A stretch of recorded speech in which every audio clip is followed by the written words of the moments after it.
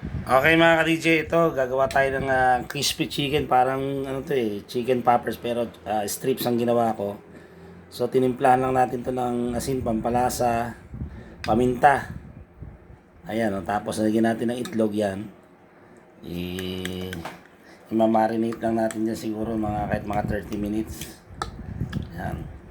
So kung gusto niyo ito, nasa 140 pesos lang yun, no? Tapos yung sobra, gagawin natin parang tinola soup. So, ganyan lang po yung mga ka-DJ. So, lagyan nyo lang ng pampalasa, asin, paminta, itlog, yan. Yan lang. Tapos, bababad nyo. Mga 30 minutes. So, mas maganda. Tapos, pag nababad nyo na yan, so, gagawa ka ng breading. So, ito yung butter, yan o. Ganun din, kulang tayo sa ricado, bali, flour, harina, tapos may cornstarch, lagyan ko ng paminta, asin, pampalasa, tubig, yan.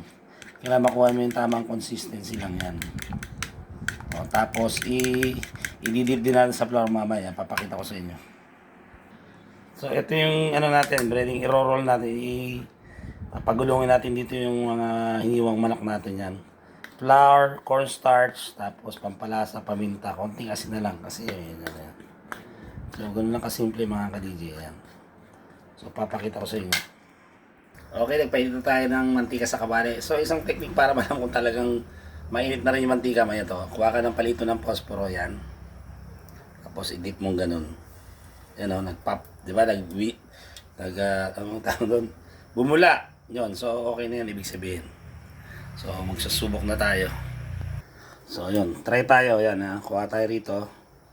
Tapos, natin dyan. Tapos pagka dyan, dito yung breading, tapos punta sa butter. Kailangan yung butter medyo malapot para yan. O. Tapos, ayan. Ganun lang. Isa pa. Para pa tayo rito. So, natin dito sa breading. Tapos, sa butter.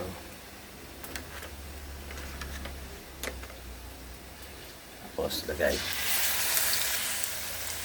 So, ganun lang. Kailangan bantayan mo lang kasi mabilis lang ito isa.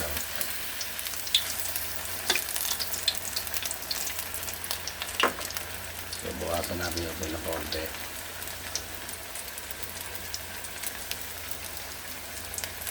So, hintay natin yung golden brown. Mas maganda kung lubog sa mantika. Nagtitipid tayo sa mantika kaya yan lang. Pero mas maganda kung mas lubog sa mantika, mas maganda.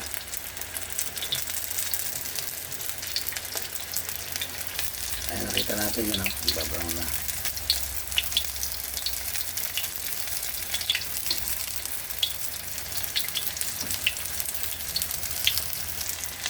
So, okay ito mga ka-DJ. Lagay nyo sa ganyan para sa strain, para yung mantika. Tuloy nyo yan. Okay mga ka-DJ, ito another batch. Ito maliliit to, mga strips. Yan.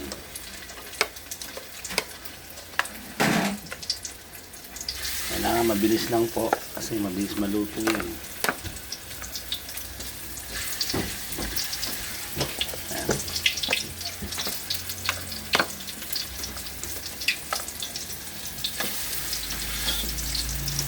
So, nakita nyo. Agad yan. So, nag-prepare tayo para hindi masunog. Wala, ito yung mga nagawa natin. So, ayan, ganyan. Pwede rin mga ka-DJ yan. Okay mga ka-DJ, ito yung ating finished product. Ito yung ating version na crispy chicken or chicken poppers yan. Pero naka-strip siya, no? Tapos may ketchup. Titikman natin mga ka-DJ. Okay, titikman na natin ang ating crispy chicken. Yan, version ni DJ Master na or chicken poppers yan, no? Sausaw natin dito sa ketchup. Tingnan natin kung approve. Para po sa inyo. Lambot ng loob.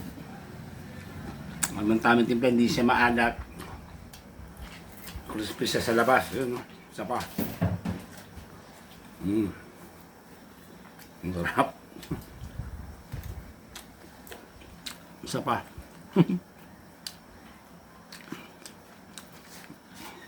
Ang sarap. Ito.